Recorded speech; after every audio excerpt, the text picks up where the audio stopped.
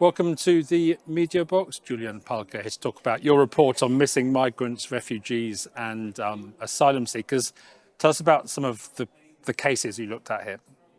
So what we looked at were cases, for example, in Greece, where people have been stored in cooling containers for months, the bodies of people that showed up dead somewhere on the border. We tried to develop with forensics, with experts, we tried to develop a way on how to identify them. Because the Greek system that they put in place, particularly after the Pylos incident, the big incident on the Mediterranean where hundreds of people died, was actually something that can act as a role model and where other European states should keep a closer look at, I think.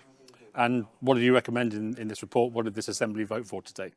So the very center of this report is a database that we are recommending now to all the member states where we keep track of the data. So, for example, the DNA, images, the place where a death occurs or where a body has been found, to also allow for families to search for their relatives also for decades later.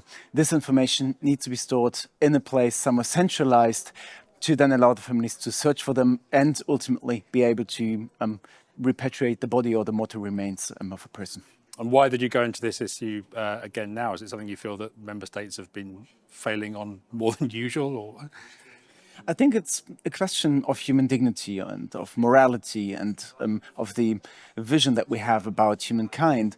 And that is to preserve the dignity also after the death, to preserve the identity and the knowledge that the person actually existed. I've been on the Mediterranean myself as a sea rescuer. I've been on rescue boats with many others and we were pulling people out of the sea. That was also the reason why I ran as a candidate for the parliament in Germany, the German Bundestag. And this was also one of the reasons why I took over this report, because it is also somewhat personal to me to do something about the forgetting that is happening in Europe and about the question of morality and dignity that is always being questioned in the public. Julian Pahlke, thanks for talking to us. Thank you.